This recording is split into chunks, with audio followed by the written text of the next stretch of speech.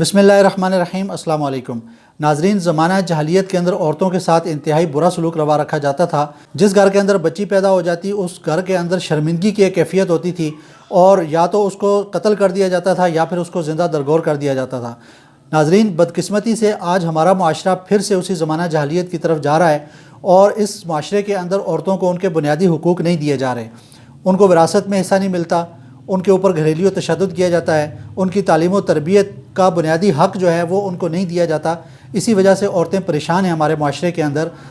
इन सारे मसाइल का हल करना हर मर्द के ज़िम्मे है कि इस माशरे के अंदर जो औरतों के साथ जुल्म और ज़्यादती होती है उस जुल्म और ज़्यादती को ख़त्म किया जाए और औरतों को उनके बुनियादी हुकूक जो हैं वो दिए जाएँ।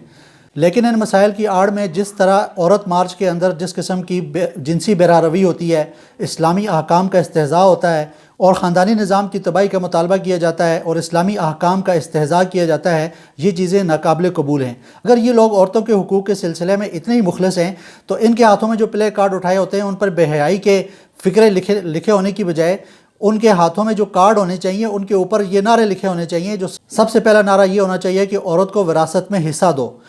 दूसरा नारा ये होना चाहिए कि दीनी और दुनियावी तालीम हासिल करना औरत का बुनियादी हक़ है। तीसरा नारा ये होना चाहिए कि औरत पर घरेलू तशद्दुद बंद किया जाए। चौथा नारा ये होना चाहिए कि औरतों के ऊपर तशद्दुद बंद करो, क़यामत के दिन तुमसे औरतों के बारे में पूछ होगी। पाँचवा नारा ये होना चाहिए कि औरतों के साथ घर के काम काज में मदद किया करो क्योंकि ये नबी करीम सल्लल्लाहु अलैहि वसल्लम की सुन्नत है। छठा नारा ये होना चाहिए कि ज़रूरतमंद ख़वातीन को बाइज़्ज़त रोज़गार दिया जाए जो कि रियासत की ज़िम्मेदारी है। सातवां नारा ये होना चाहिए कि बेटों को बेटियों पर तरजीह न दो क्योंकि बेटियां जहन्नम से आड़ हैं। आठवां नारा ये होना चाहिए कि मर्दों अपनी निगाहों को नीचे रखो।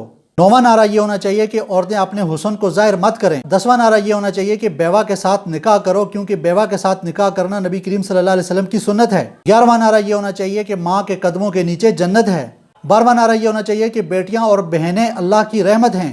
13वां नारा ये होना चाहिए कि नेक बीवी की कदर करो क्योंकि बीवी मर्द के शोहर के ईमान की तकमील का ज़रिया है। 14वां नारा ये होना चाहिए कि जहेज़ और रसूमात को ख़त्म करो और निकाह को आसान करो।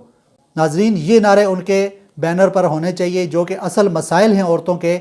अगर ये मसाइल हल हो जाएँ, औरतों के बुनियादी हुकूक उनको मिल जाएँ तो फिर हमारा मुआशरा जो है वो जन्नत का नमूना बन जाए। लेकिन बदकिस्मती से हमारा मुआशरा उसी ज़माना जहलियत की डिगर पर चल रहा है जहाँ पर औरतों को उनके हुकूक नहीं दिए जा रहे। अल्लाह ताला हम सब को समझ नसीब फरमाए।